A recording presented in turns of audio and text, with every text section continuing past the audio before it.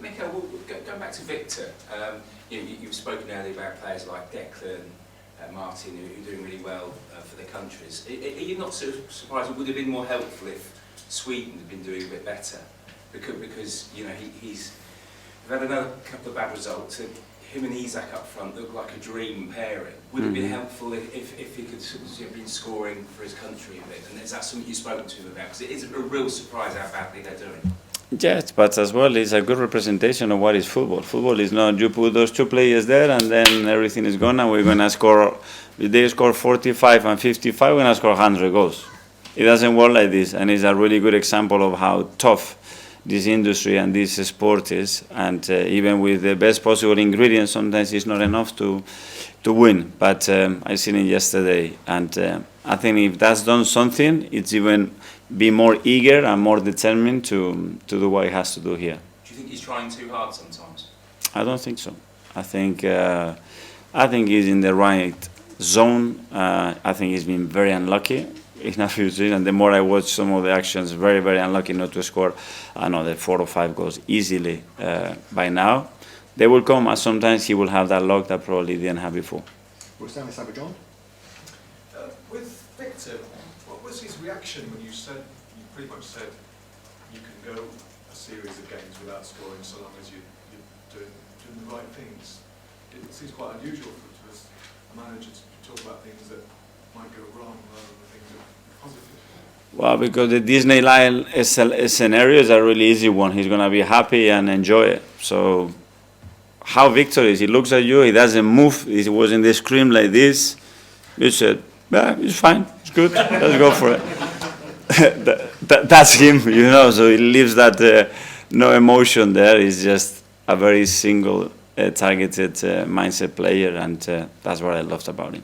Maybe that's what you need to be able to be a top striker. 100%.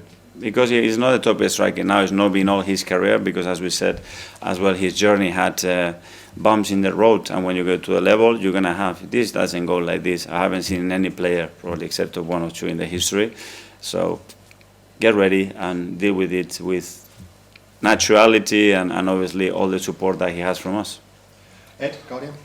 Hi, Mikel. Hi. Just going back to being top, I know it's very early days, but obviously you've had a bit of experience of being top before and not managed to get over the line. Do you think that mentally now it's a bit of a different challenge for the players now that you are top?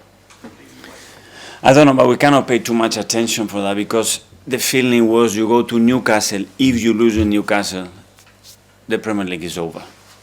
And 1 week later, you are where you are. So honestly, it's let's focus on what we can control, focus on our performance, focus in delivering and achieving what we want to achieve daily, and the rest, I mean, it's 30 games still to go. It's so many things are going to happen. And emotionally, we cannot be dragged into these things because we have much more important things to do. And you sense among the players that those memories of having led before, they're not thinking about that, they're really focused on the here and now? No, because it's a very new changing room as well. We have brought in the last 2 seasons various new players, so they haven't been experienced that. And for some of them, we will be unconsciously there, but as a learning and hopefully a really positive learning as well, because that's a sport and that's football in general to do that. And then you do have micro doses of that, of what happens at Newcastle for a few years, what happens against West Ham, or what happens against City when we could not beat them. It's a lot of situations. And then we have learned from that. And then the ultimate goal, if we do a lot of the small things well, it will come. Okay, we'll do the last couple. Sam from Telegraph. On the issue of other sports and learning from them, what can you specifically take from NFL? Because to us that seems like a totally different world of sport. Well, it gives you context, especially when I have seen Sean run a day with them, and how his day looks and the amount of meeting that he has. He has 74 players in the squad, and he has 10 meetings before he even starts, and players are taking notes for 2 hours. They are in meetings. It's all about education and culture. So how much information a player can take, depending on what he's been educated with. So what is a lot? 15 minutes meeting, 45 or 2.5 hours. The capacity that they have as well to create different scenarios. They are very set piece orientated sport. and then how you connect with an organization where you have a lot of limits in terms of the rules as well. It's a lot. So how you maximize all that is a completely different world to me. And there are things that you can implement because with the restriction they have, how they maximize certain areas is unbelievable. And in my opinion, football and other sports, we are not there yet. So it's a lot to take. And on the point of left footers, you mentioned that's something you think about a lot. Mm. What do left footers bring?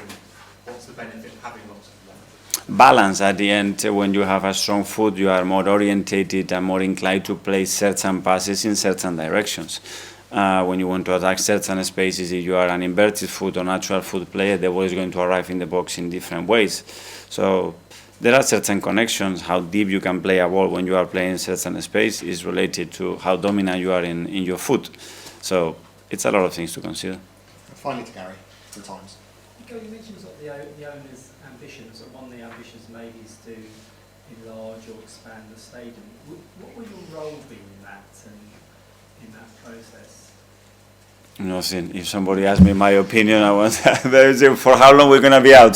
That would be the first one. But I mean, they've done it in other countries, other sports in an incredible way. And it's about, when I talk about vision, is everything. Infrastructure is one of them. How this club looks in 5 years, in 10 years, in 20 years, in 50 years.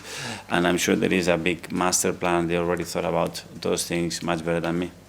Because one of the things you've obviously done here is improve the stadium and the atmosphere. And so there will be one of the fans groups already sort of said, be careful about changing that atmosphere. Mm.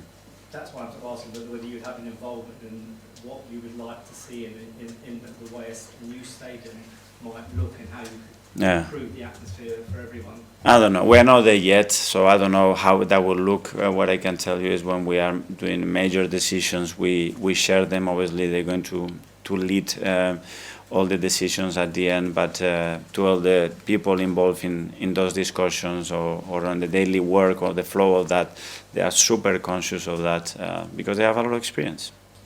Okay, guys, that's us. Thank you. Go Gunners!